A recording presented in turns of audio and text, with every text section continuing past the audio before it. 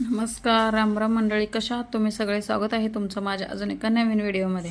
आज आपण असं रेसिपी बनवणार आहोत ना, ती पाहता क्षणी तोंडाला पाणी तर सुटेलच, पण ती सगळ्यांना आवडते आणि झटपटीत अशी बनवली जाते. तर आपण आज बनवणार आहोत रगडा चाट. तर बनवायला तितकी सोपी आहे ना, तितकीच चवीला अप्रतिम ही रेसिपी आहे. नक्की शेवटपर्यंत बघा.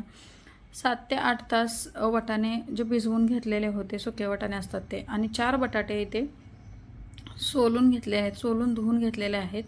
तर हे बुडेल इतकं कुकरला लावून घ्यायचं आहे, कारण ह्याचा रगडा बनवण्यासाठी आपल्याला कुकरचा वापरच करावा लागेल. असं जर आपण टोपामध्ये शिजायला ठेवलं तर खूप वेळ लागेल. मीठ आणि हळद घातलेली आहे, व्यवस्थित मिक्स करून घेतलेलं आहे.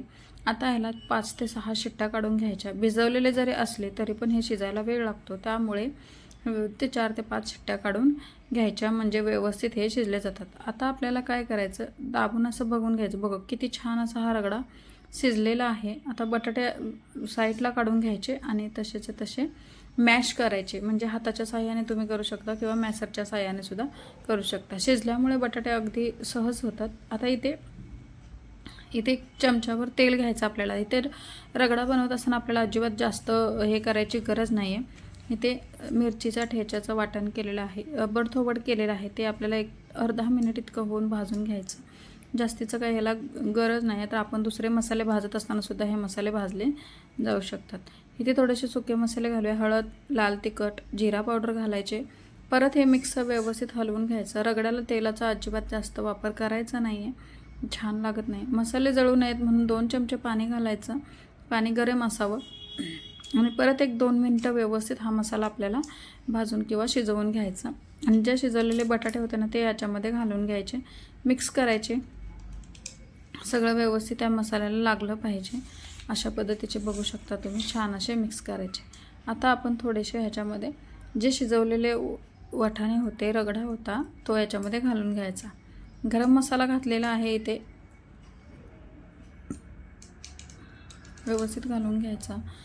इथे काळं मीठ आहे, नसेल तर तुम्ही साधंसं सुद्धा आपलं हे मीठ घालू शकता.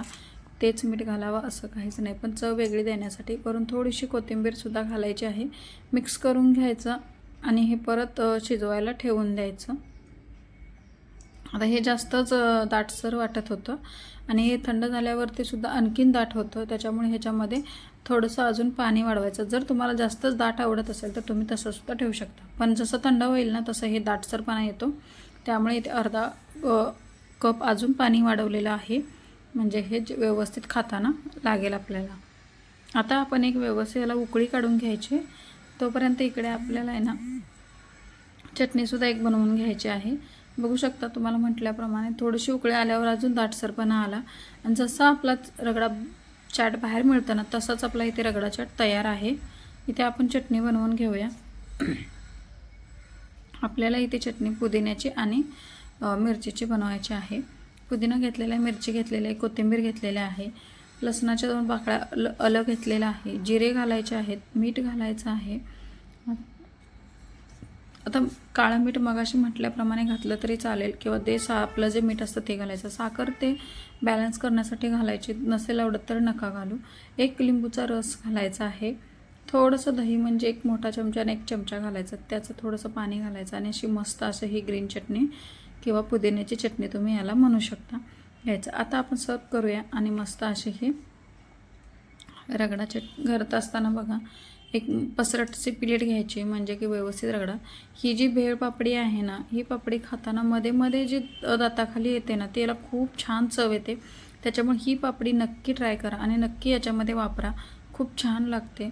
आता इथे गूळ चटणीसुद्धा केलेली आहे आणि तुम्हाला याची रेसिपी बघायची असेल सुद्धा कमेंट करून बघा, सांगा. ते मस्त व्यवस्थित वरतून घालायची. जशी बाहेर मिळते ना, अगदी तसाच आपला हा रगडा तयार आहे. ही आत्ताची आपण बनवली होती ती ग्रीन चटणी आपल्याला याच्यामध्ये घालायचं आहे. मस्त बारीक चिरलेला कांदा, टोमॅटो घालून घ्यायचा. बघू शकता, चिली फ्लेक्ससुद्धा घालायचं.